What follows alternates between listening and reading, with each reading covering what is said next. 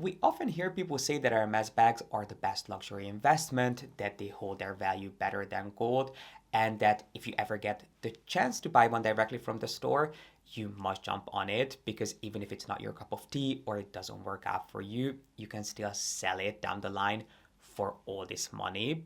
But is that really true?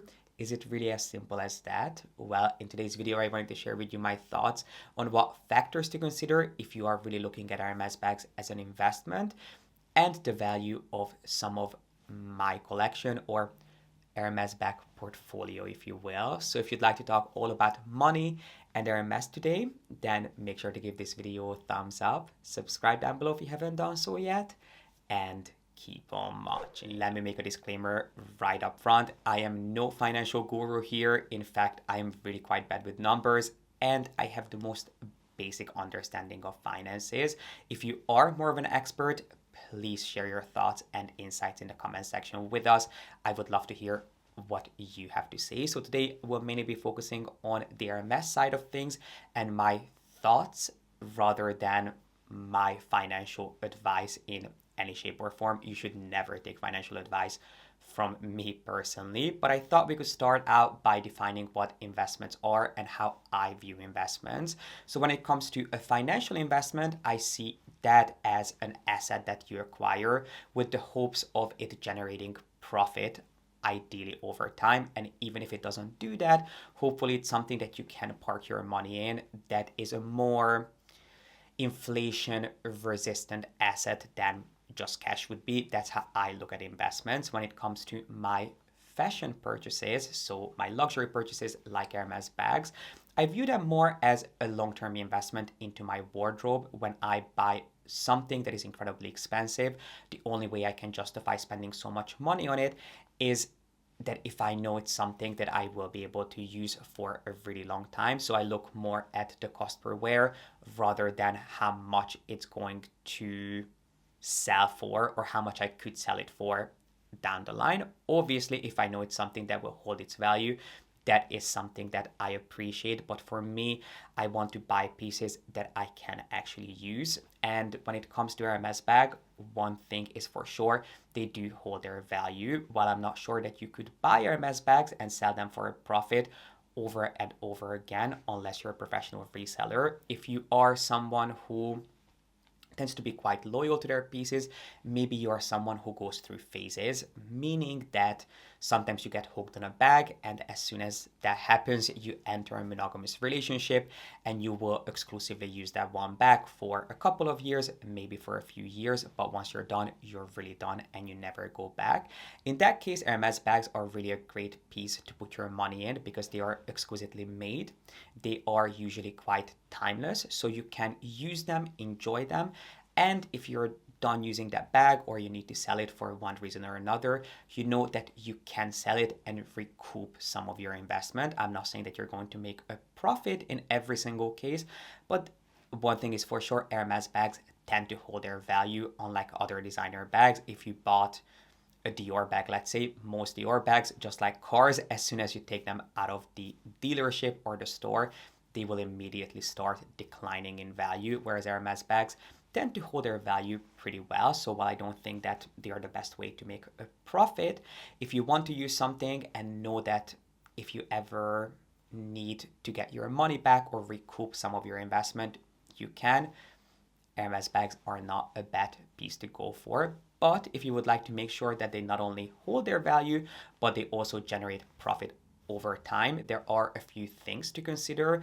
The most important is what type of Hermes bag you're buying, because I think it would be incredibly incorrect to say that across the board all Hermes bags are a great investment. You want to make sure that you're buying an Hermes bag that is desirable, that there is a demand for out there. There are certain Hermes bags that are incredibly rare indeed, bags that feature unique finishes that are made of unique materials. Maybe they have details that you will not see too often, but if they are too much of an acquired taste, they can sit on the shelf, not only at Hermes stores, but also on the pre-loved market. A great example of that is bags like the Sac Amalise from Hermes, which they do in some of the most unique, most eye-catching, and most eccentric finishes. My personal favorite take on this bag was the Galaxy edition, where they featured different stars and even planets. That is a bag that launched a few years ago, and you can still find it directly from the store because it was not only incredibly expensive, but it wasn't a really well known and well loved Hermes bag. So yes, you could buy that bag and it's considered to be a rare collectible. It doesn't mean that that is a bag that you would be able to sell for a profit, because not that many people out there are willing to spend the money on it. The same goes for some of the limited edition Constance bags. So for example, the tie-dyed silk Constance bags, which are incredibly rare. They are really beautiful and special, but I think you would really struggle to sell those on the pre-loved market, and you would lose quite a bit of money just because they are more on a acquired taste. So when it comes to investing in bags, I would suggest buying one of the holy trinity of Hermes bags. So the Birkin, the Kelly, and the Constance. And I will give you real life examples of every single one of them, because they're not always a good investment. But if you want to stay safe, I would stick to one of those bags. I would suggest either going for a really unique and popular seasonal finish, or a neutral color that you know pretty much anyone would be happy with. And speaking of seasonal colors, another thing to consider when it comes to reselling Hermes bags is trends. You want to make sure that you sell bags when they are at their peak. So for example, let's say small bags. Small bags are the hottest thing right now. So you can obviously get them still directly from the store, but let's say a mini Kelly, more often than not, you'll find it for double, if not triple the price on the pre-loved market. And that is because they are some of the most popular shapes and sizes out there. But that doesn't mean that larger Hermes bags go for the same kind of prices. In fact, you can buy larger Hermes bags on the pre-loved market for a lot less than how much they would cost you directly at the store. So it's quite interesting, because when it comes to Hermes, the smaller the bag, the less expensive it's going to be. But if you look on the pre-loved market, it is the exact opposite. The bigger the bag, the less expensive it's going to be, purely because their prices are based on demand, not on how much work, effort, and material goes into a single creation. Whereas Hermes, of course, they have to keep in mind how much leather was used, how long it took for that bag to be made, and so on. And larger bags tend to require more materials and more work to put together. So that is another thing to consider. You can sell a mini bag right now for a profit, but it's not guaranteed that that's going to be the case in 10 years down the line. And I mean, that is something that's quite similar to the stock market.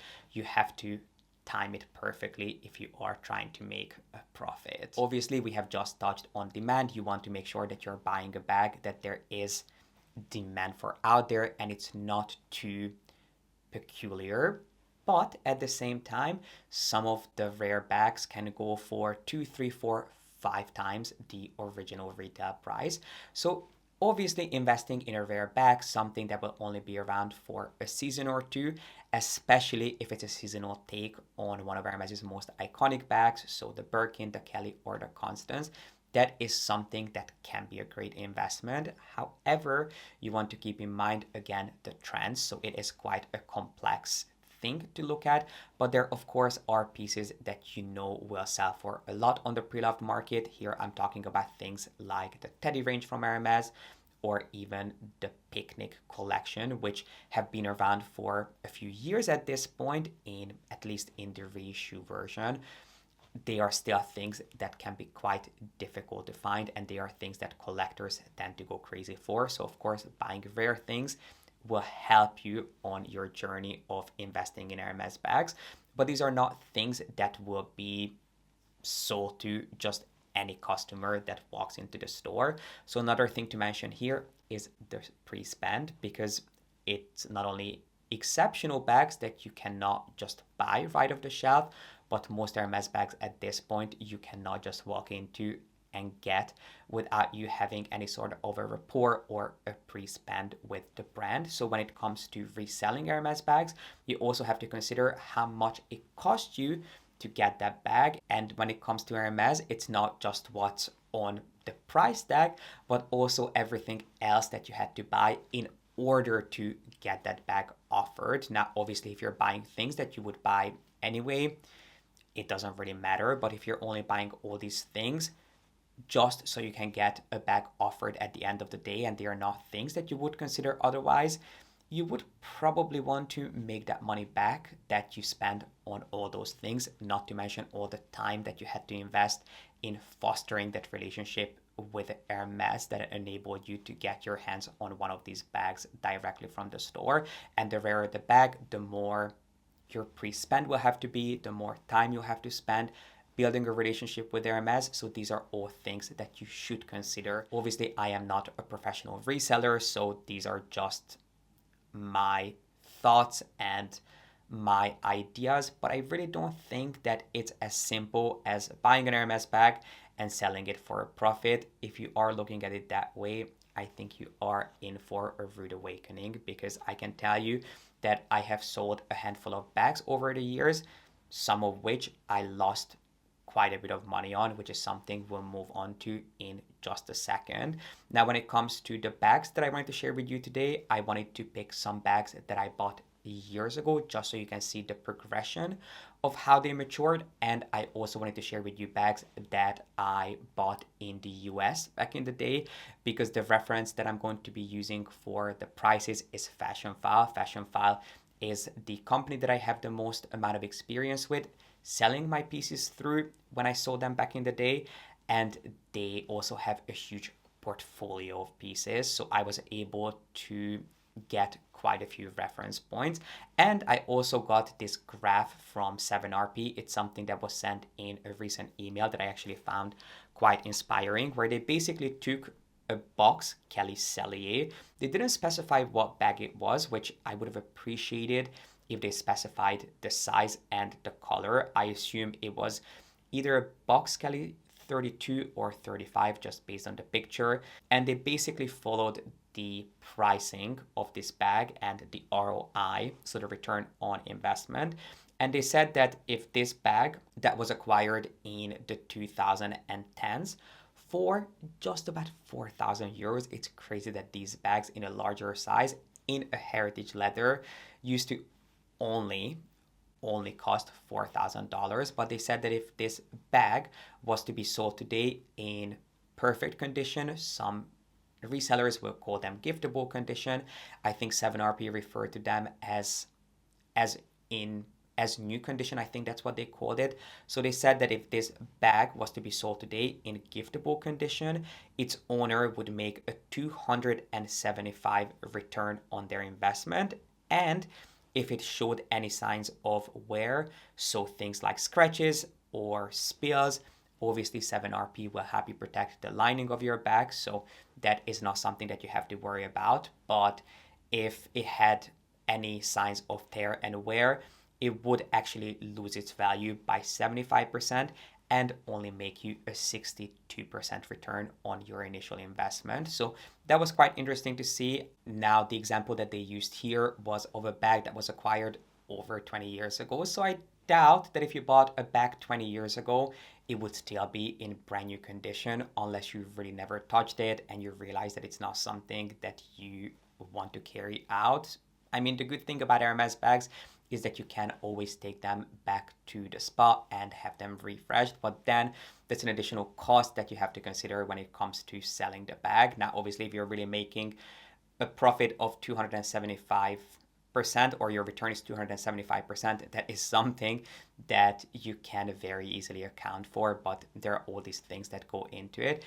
Anyway, I love this example. I thought it gave you some insight into how you can look at investing in Hermes bags, but there are several factors that you have to consider, as we discussed at the beginning of this video. But I thought I would mention it here because I loved the graph that they ended up putting together. So I'm going to be looking at my phone here because I did all the math earlier. As I mentioned, I'm not the best with numbers. We're going to be looking at 3 Hermes bags that I bought directly from the store back in the day in the US, and I'm going to be sharing with you sort of my rough estimate on how much they cost me And when I bought them, I might be slightly off just because I can't remember exactly and I don't have the receipt for all of these bags on hand. I mean, I'm sure I have them somewhere, but I did not want to spend hours trying to find them. So the numbers might be slightly off, but I still think that these would give you a good idea for what to expect when it comes to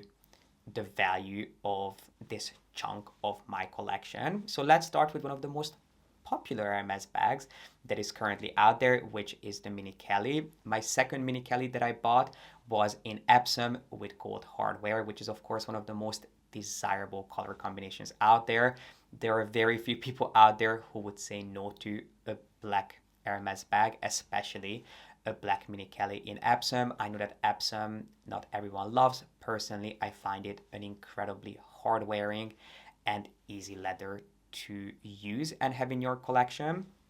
So my Mini Kelly in black Epsom, I purchased, I want to say in 2019, either 2018 or 2019. At the time, it cost me $8,900. And then on top of that, I had to pay sales tax, which was 6.625%. And with that, the bag ended up being just around $9,500. Now, this bag in excellent condition, which is what my bag would be in, is currently sitting at just under $30,000 on Fashion File, which is crazy. Now, obviously not all sellers will sell you a Mini Kelly with this much of an upcharge, but I thought this was kind of a shocking example to see. And as I mentioned, I am going to be using Fashion File as my prime example. Fashion File charges a pretty decent commission, so I just checked because I have not sold anything through Fashion File in years.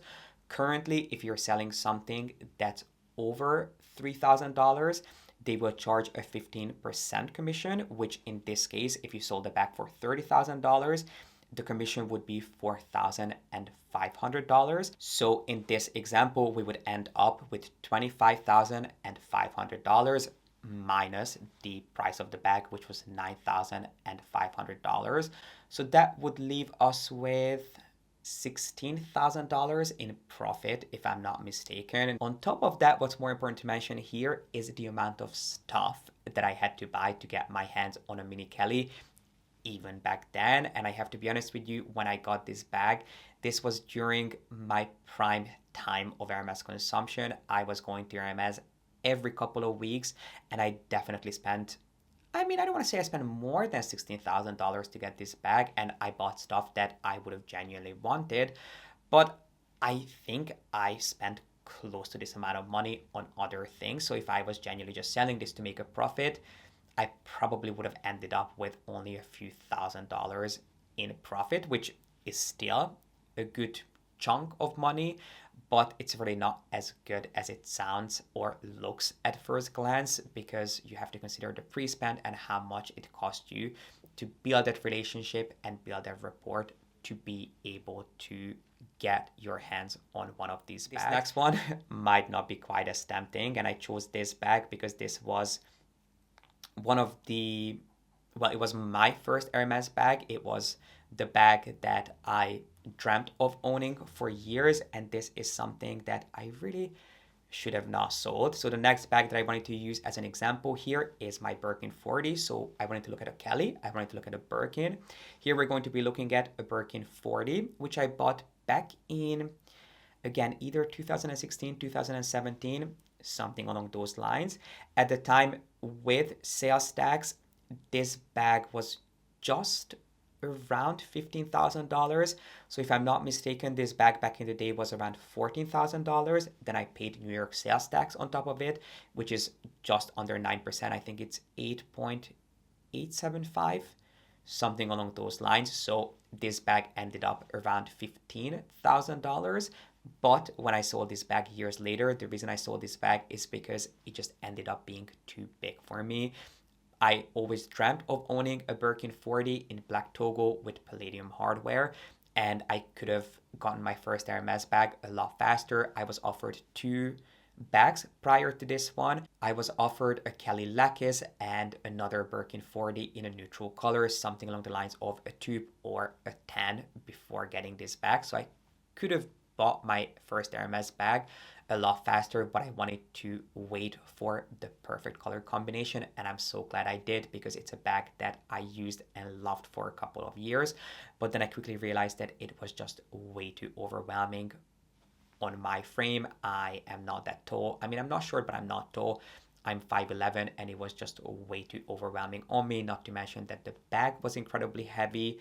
So long story short, it just did not end up working out for me, and it was sitting on the floor of my wardrobe in this giant box for years, and I felt so guilty about, spending so much money and having all this money spent on something that I'm really not using. And I figured I might as well just sell it and reinvest that money into something that I would actually use. In hindsight, I wish I hadn't done that, because I lost way too much money. So as I said, I spent probably around $15,000 on this bag, without considering everything else that I had to spend to build my rapport with Hermes, which at the time it really wasn't that tough, because I was quite new to the world of Hermes. I did not start buying Hermes that year. I had been buying Hermes, I think, for a couple of years prior to that, but not religiously. So that was kind of at the very beginning of my real Hermes journey. So it was quite easy for me to buy pieces, but I definitely bought a lot more stuff than I wanted to. It's not like I even bought things that I did not want to get in the first place, but I feel like it was more that I bought things that I could have bought from other brands, if that makes sense. Anyway, I looked currently, a Birkin 40 right now would set you back around $12,000, $12,500, depending on the condition. Now, obviously, Birkin 40s at this point are a lot more expensive directly from the store. So if you are looking to buy a large Birkin bag, you're better off getting it on the pre-loved market, because you can actually save a good chunk of money by getting it pre-loved compared to getting it from the store. But right now, because these bags are not that popular, they are a lot less expensive than they would be at the store. And I remember when I sold my Birkin 40, I got exactly $10,000 for it, which means that I not only lost $5,000 just on the bag, because it cost me over $15,000 to buy this bag from the store, but also everything else that I bought in order to get this bag. So I would say all in all, I lost about $15,000 on this bag, which definitely does not make buying Hermes bags and selling them sound as appealing as the previous example did. Now, obviously, all of these examples are hypothetical, so you need to take them with a grain of salt. But I did want to also include a Constance here, just so we have the example of a Kelly, a Birkin, and also a Constance. So the only Constance that I ever bought in the US was a Constance 24 in Epsom, which at the time I bought for, I want to say, around $12,000. Currently, if you wanted to get a Constance 24 pre-loved in excellent condition, which is, I assume, what mine would be in at this point, it would set you back $14,400 on Fashion File at least. So if I take out the commission, the 15% commission that Fashion File would charge me for selling this bag, I would end up with $12,240, which is just $240 more than how much it cost me to get that bag directly from the store, not including everything else that went into the journey of acquiring that one piece. So you would really only make $240 in profit, which again is really not that great. So I just wanted you to have a well-rounded picture of what it's really like buying and selling Hermes bags if it's something that you want to do. Obviously, if you want to just park your money in something that you know will hold its value, these numbers are still a lot more convincing and a lot better than how much you could sell other designer bags for, which I agree with. But if you're hoping to make a profit on your Hermes bags, you have to be really, really clever about what you buy, when you buy it, and more importantly, when you sell it. Obviously, if you buy bags that are really rare, if you have access to bags that are incredibly hot and popular, and you part ways with them quite quickly, you can make a pretty penny, but it's really not as simple as some articles and some viral videos make it sound. So it is a complex thing that I wanted to have a conversation about with you and share with you the value of some of my collection. But I would love to hear your thoughts, especially if you are more experienced with buying and reselling pieces, because it's really not sort of my bread and butter. But I hope these examples gave you a little bit of an idea for what to expect. Please let me know your thoughts in the comment section. And while you're down there, make sure to give this video a thumbs up and subscribe if you haven't done so yet. I really appreciate you being here and watching, and I cannot wait to see you back here with a new video really soon. I think the next video, or the one after it, that you'll see from me is going to be an incredibly exciting vlog / unboxing that, let me tell you, you do not want to miss.